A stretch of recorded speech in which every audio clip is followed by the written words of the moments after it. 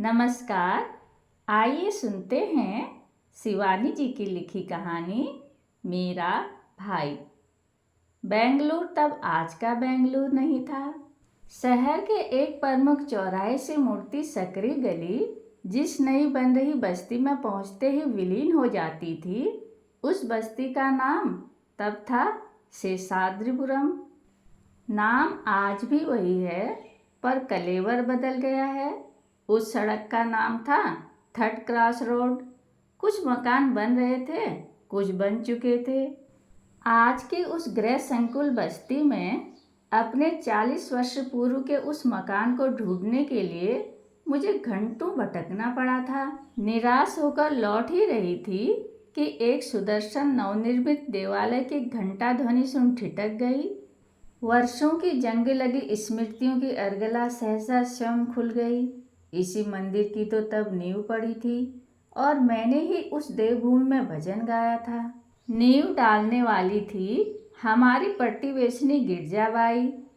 तेजी से कदम रखती मैं मंदिर के गर्भगृह में खड़ी हुई तो दीवार पर टंगे गिरजाबाई के तेल चित्र पर दृष्टि पड़ी। रेशमी नीली साड़ी, चौड़ा सुनहरा किनारा, कंठ में पड़ा मंगलसूत्र, बड़ी सी ककरेजी बिंदी, नाक के दोनों ओर चमकती हीरे की लौंग और कानों में दगदगाते हीरे के कर्णफूल। पूरा मंदिर अगरबत्ती की धूम्र रेखा से सुवासित था। सूर्यास्त हो चुका था।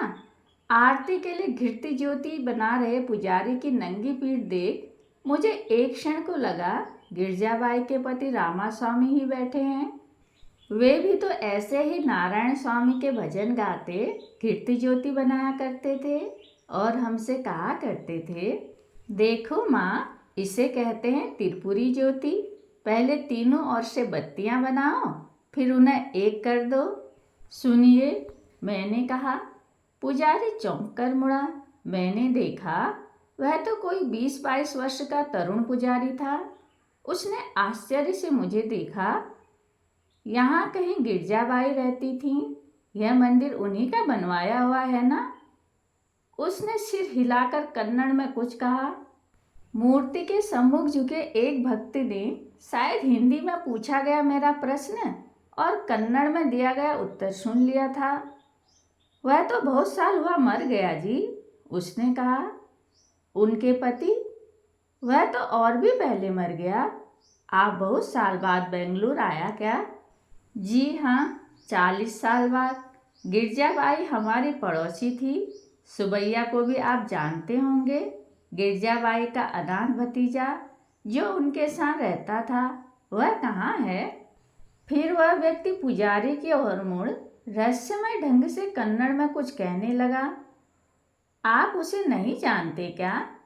मैंने कुछ अधैर्य से पूछा। अम्मा, बेंगलुरु में सुबैया को कौन नहीं जानता? कितना मर्डर, रेप, बैंक रॉबरी किया उसने। कर्नाटक गवर्नमेंट 10,000 रुपये इनाम बोला है उसको पकड़ने का। रेप, मर्डर और बैंक रॉबरी? वह दुबली पतली टांगू और शाह चेहरे वाला रिकेटी छोकरा। पर फिर मैं बिना कुछ पूछे चुपचाप बाहर निकल आई। एक बार फिर मैंने उन साथ साथ जुड़े 4 मकानों को देखा। नया नया पेंट, चमकीला लाल छत, हरा पेंट किया जाफरीदार बरामदा और खिड़कियों के चमचमाते शीशे, जिन्हें हम प्रत्येक रविवार को अखबार की भीगी लुगदी रगड़ रगड़ कर साफ करते थे, जिससे उनकी शुभ्र पारदर्शिता भेद गोल कमरे में धरा हमारा रोजवुड का नया फर्नीचर राह चलते राहगीरों को भी क्षण भर ठिठकने को बाध्य कर दे। द्वार पर चढ़ी थी प्रिमरोज की बेल, जिसके नन्हे नन्हे पीले गुलाबों की सुगंध संध्या होते ही अगरबत्ती की अवसन्न धूम्र रेखा सी पूरे परिवेश को सुवासित कर देती। वह बेल हमें सुबैया ने ही ला कर दी थी। कहता था वह सर मिर्जा इस्माइल के माली से बड़ी चिचोरी कर हमारे लिए मांग लाया है। आज हमारे उसी मकान की खिड़कियों में बदसूरत टिन ठुके थे। प्रिमरोज की बेल न जाने किस अरण्य में विलीन हो गई थी। गेट टूटकर किसी बूढ़े जर्जर दांत सा नीचे लटक रहा था। काल की कुटिल गति क्या मनुष्य और वनस्पति, पेड़ पौधे, इमारत, झोपड़ी किसी को नहीं छोड़ती? इसी परिवेश में मेरे कैशोर्य की कितनी सुनहली स्मृतियां दबी पड़ी थी। तब इस मंदिर की मूर्तियां गिरजाबाई के गृह में प्रतिष्ठित थी। लाल मोज़ेइक फर्श, अगरबत्ती और बेले मोगरे की खुशबू के बीच स्थापित वेंकटेश की दिव्य मूर्ति के सम्मुख तब भी अखंड घृत ज्योति जलती थी। स्वयं गिरजाबाई का तेजोमय व्यक्तित्व भी उस पूजन गृह से मेल खाता था। गिरजाबाई और रामास्वामी निसंतान थे। कुछ वर्ष पूर्व वे गांव से अपने दूर के रिश्तेदार के अनाथ पुत्र को ले आए थे। गिरजाबाई उसे ठूस ठूस कर खिलाती रहती, फिर भी उसकी ठूठ सी देह पर रत्ती भर मांस की परत भी नहीं चढ़ी थी। उस पर रंग था आवनुसी सा। अंधेरे में कोई देख ले तो भूत भूत का चिल्ला पड़े। उस पर एक आंख भैंगी थी। कभी कभी लगता पुतली है ही नहीं। ललाट के बीचों बीच आंख के आकार का बड़े से घाव का निशान था। यही है मेरे शिव सुबैया का तीसरा नेत्र। गुस्सा आने पर गिरजाबाई कहती, इसी से तो अभागे की सब पड़ी रटी विद्या बह जाती है, दिमाग में कुछ टिकता नहीं। सचमुच में बेचारा लगातार 3 वर्षों से ही क्लास में अटका पड़ा था। अरे तुम अच्छे अच्छे स्कूलों में पढ़ती हो, गिरजाबाई कहती। छुट्टियों में घर आती हो तो इसे भी पढ़ा दिया करो, शायद तुम्हारी सोहबत ही इसे सुधार दे। दूसरे ही दिन से सुबह सुबह होते न होते अपनी कापी किताब ले हमसे पढ़ने आ जाता। नंगे बदन, ऊंची बधी धोती, ललाट पर भस्म का प्रगाढ़ प्रलेप, सतर बधी शिखा और काले स्याह चेहरे पर विद्युत बल्ब सी चमकती सफ़ेद दंत पंक्ति। माँ कभी कभी बौखला जाती, सुबह ही सुबह इस कलूटे कन्वे का मुंह देख लिया है, न जाने दिन कैसा बीतेगा। वह काना नहीं है माँ, महंगा है। मैं अपने शिष्य का पक्ष लेती। मुझे उस पर बेहद तरस आता था। अनाथ लड़का, बुआ के यहाँ आश्रित नौकर किसी ही जिंदगी तो जी रहा था। अरे सुबैया, पानी भरा, कमरा झाड़ा, पूजा के बर्तन साफ किए, चल जल्दी कॉफ़ी बना ला। असंख्य आदेशों की गोली दागती बुआ जब काफ़ी पीकर शांत होती तो वह हमसे पढ़ने भाग आता। मेरे दोनों भाई उसे छेड़ते रहते, क्यों रे भड़बूजे, तुझे तो पसीना भी काला आता होगा क्यों? अरे भूतनी के, कल बनियान पहन कर आना, तेरी नंगी काली पीठ आंखों में चुभती है। वह बेचारा हिंदी समझता ही कहाँ था, पर फिर धीरे धीरे वह हिंदी भी सीख गया। जितने दिन हम गर्मी की छुट्टियों में घर रहते, वह दिन रात हमारे यहाँ ही पड़ा रहता। क्यों रे सुबैया, तुझे हमारे यहाँ इतना अच्छा क्यों लगता है? एक दिन मैंने पूछ लिया। बताऊं? उसने अपनी बड़ी बड़ी डरी सहमी आंखें उठाकर लजाकर सहसा झुका ली। बता ना, मेरी बड़ी बहन ने कहा। आप लोग सब इतना सफ़ेद है ना, इसी से। बेचारा, अपने काले रंग के लिए वह विधाता को कभी क्षमा नहीं कर पाया। शायद वही कुंठा उसे एक दिन विधाता की सृष्टि का संहार करने के लिए उकसा गई। रक्षाबंधन के दिन वह स्वयं ही एक सजीली राखी लेकर उपस्थित हो जाता। हमको आप राखी बांधेगा ना, इसी से हम लाया। तू क्यों लाया? भाई थोड़ी ही राखी लाता है, बहन उसे बांधती है। फिर पहाड़ में यानी हमारे देश में राखी दामाद और भांजी को बांधी जाती है। हमारे यहाँ भाई बहन का त्यौहार है भाई दूज। उस दिन आना, हम तुझे पूड़ी पकवान खिलाकर तिलक करेंगे और तू हमें रुपया देगा। ऐसा क्या? उसका मुंह लटक गया। अच्छा चल, मैं तुझे राखी बांध दूंगी, पर अगली बार तू राखी मत लाना। भाई थोड़ी ही ना राखी लाता है, बहन उसे बांधती है। मैंने तिलक लगाकर राखी बांधी और मुंह में लड्डू भर दिया। आज से तू हमारा भाई बन गया सुबैया। भाई? उसकी आंखों में उल्लास की किरण फूट पड़ी। हाँ भाई, सच सच। और फिर 3 वर्षों तक मेरा वह भाई मेरे सगे भाइयों से भी पहले भाई दूज के पकवान खाने पहुंच जाता। रक्षाबंधन के दिन भी वह सब राखी लेकर आ जाता। सुबह अखबार लेने हम में से कोई भी द्वार खोलता तो देखता नंगे बदन ललाट पर भस्म पोते मेरा राखी बंद भाई देहरी पर स्वामी भक्त स्वान सा बैठा है। अरे जा, तेरा कलूटा कनुआ आ गया है तुझसे राखी बंधवाने। जब भी सुबह सुबह उसकी मनहूस सूरत देखी है, कुछ न कुछ बुरी खबर जरूर सुनने को मिली है। माँ भुनभुनाती। छी माँ, कनुआ क्यों कहती हो उसे? वह काना नहीं भेंगा है। मैं कहती जो भी है तो मनहूस। जा बांध राखी और दफा कर।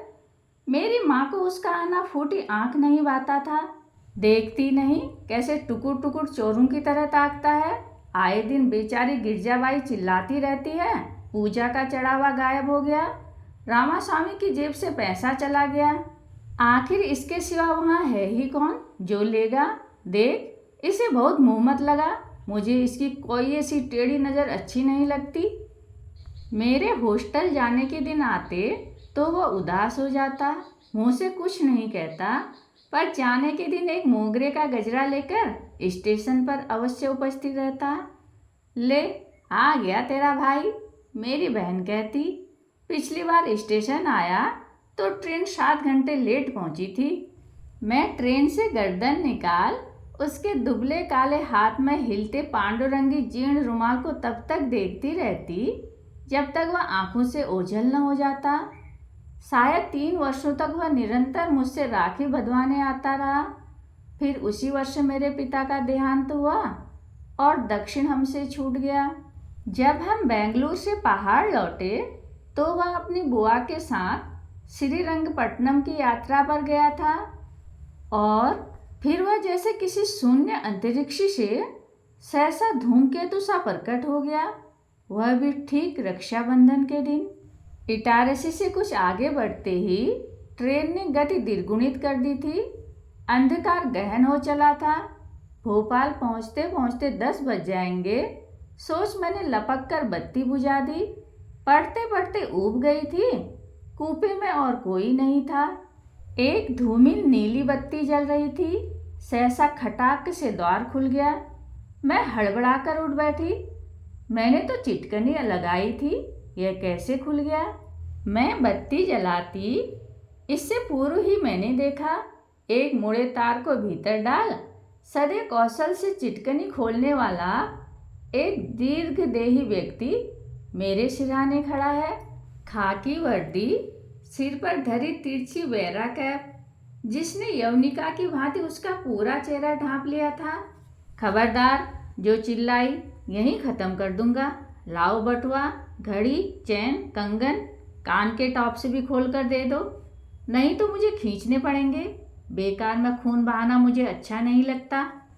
मैंने एक एक कर सब चीज़ें उसे थमा दी। ऐसी परिस्थिति में व्यर्थ का दुस्साहस प्रदर्शन मुझे महंगा बैठेगा, यह मैं समझ गई, क्योंकि उसके हाथ में एक लंबा लपलपाता छुरा था। मेरी और बिना पीठ किए ही फिर उसने ऊपर के बर्थ पर धरा मेरा सूटकेस इस सहज भंगिमा से उठा लिया जैसे उसी का हो, और गंतव्य स्टेशन आने पर वह अपना ही सामान लिए उतर रहा हो। सुनो, मैंने न जाने कैसे साहस जुटाकर कहा, तुम सब ले जा सकते हो, पर सूटकेस में मेरा पासपोर्ट है। मुझे परसों रात की फ्लाइट से सांकेतिक रूप से बीमार किसी को देखने लंदन जाना है। तुम यह ले जाओगे तो मैं इतनी जल्दी दूसरा पासपोर्ट नहीं बना पाऊंगी। मैं सहसा अपनी रुलाई नहीं रोक पाई। बस बस, रोना नहीं, मुझे औरतों की रुलाई से बड़ी घबराहट होती है। लाओ चाबी, पासपोर्ट निकाल दूं। सूटकेस खोल उसने ऊपर ही धरा पासपोर्ट निकाला। बिना खोले ही थमा जाता तो अच्छा था, पर न जाने क्या सोच उसने पासपोर्ट खोला। बड़ी देर तक देखता रहा, फिर सूटकेस खुला ही छोड़ उसने बत्ती जला दी। मैंने अब तक उसका चेहरा देखा भी नहीं था। बत्ती जली तो मैंने अचकचाकर उसे देखा और उसने मुझे। हम दोनों कितने ही बदल गए हों, राखी के क्षीण सूत्र ने ही शायद एक साथ हम दोनों को किसी फिल्मी फ्लैशबैक की तत्परता से एक बार फिर शेषाद्रिपुरम की उस नई बस्ती में खड़ा कर दिया। सुबैया, तुम सुबैया हो ना? उसने अपनी टोपी उतारकर बर्थे पर शायद इसलिए पटकी कि मैं उसका चेहरा ठीक से देख उसे पहचान लूं। ललाट के बीचों बीच उसका तीसरा नेत्र उसकी दुष्कीर्ति की भांति जैसे और फैल गया था। यही तो है मेरे शिव सुबैया का तीसरा नेत्र। इसी से तो अभागे की सारी पढ़ी पढ़ाई विद्या बहकर निकल जाती है। दिमाग में कुछ टिकता ही नहीं। जैसे गिरजाबाई कमर में हाथ धरे उसे कोस रही थी। आज इतने बरस में तुमसे मिला, वह भी ठीक रक्षाबंधन के दिन। तुम पासपोर्ट नहीं मांगता तो हमसे आज कितना बड़ा पाप हो जाता। इससे भी बड़ा पाप नहीं कर चुके क्या? सुना है बहुत नाम कमा चुके हो। 10,000 का इनाम है तुम्हारे सिर का। मेरा स्वर शायद कुछ अधिक ही तीखा हो गया था। वह खिसिया गया। माँ कहाँ है? बड़े भाई कहाँ हैं? तुम्हारा हस्बैंड किधर है? जिन सबकी कुशलता वह पूछ रहा था वे सब एक एक कर सांसारिक कुशल क्षेम की परिधि से बहुत दूर जा चुके थे। फिर शक पकाकर उसने पूछा, तुम शादी तो बनाया ना? मैं चुप रही। सहसा वह चौकन्ना होकर सतर्क हो गया। गाड़ी की गति कुछ धीमी हो रही थी। किसी आसन्न प्राय स्टेशन की बत्तियां सुदूर अरण्य में जुगनू सी चमकने लगी थी। मैं चलूं? राखी नहीं बांधेगा? सहसा उसका सर कोमल हो गया। नहीं, कोई बात नहीं। मैं तुमको हमेशा रक्षाबंधन पर 1 रुपया देता था, याद है ना? उसे भी शायद बुआ के मंदिर से चुरा कर लाते होगे। मैंने तीखे स्वर में कहा।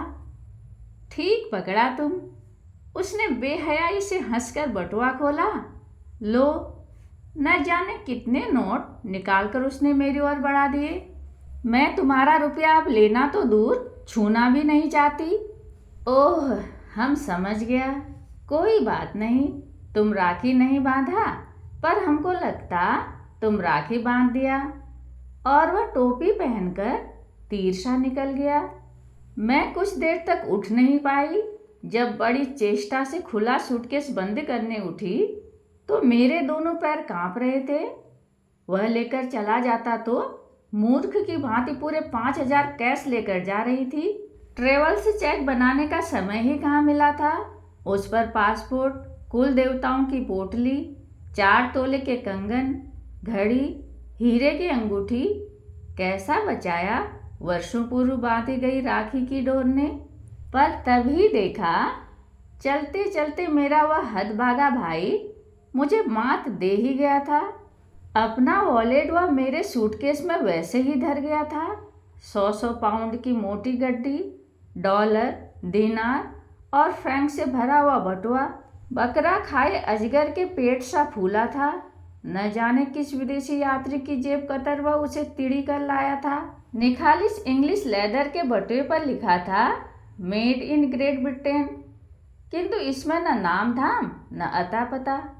अब कहाँ ढूंढूं इसके स्वामी को और किसे लौटाऊं?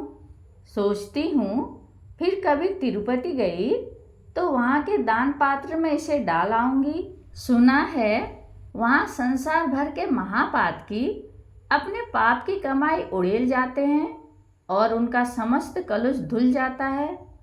राखी तो उसे नहीं बांध पाई, पर इतना तो कर ही सकती हूँ जिसे मैं अब नहीं ढूंढ पाऊंगी।